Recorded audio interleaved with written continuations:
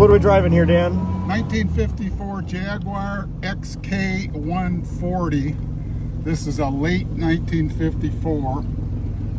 They changed from the 120 in late 54. This is a deluxe, and the deluxe had wire wheels, fog lights, and dual exhaust, and they're 220 horsepower.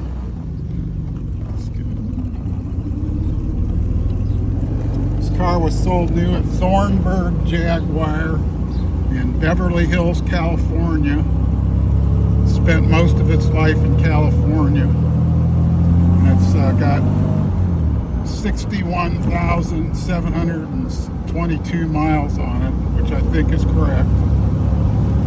And it's been gone through mechanically, and we just got done recoring the radiator and servicing the cooling system and doing a whole bunch of work on it.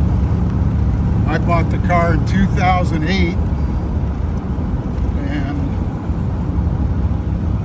yeah, the only reason I'm selling it is I'm 6'1" and I have size 14 feet, and I'm okay, but it's not the most roomy car in the world. But whatever.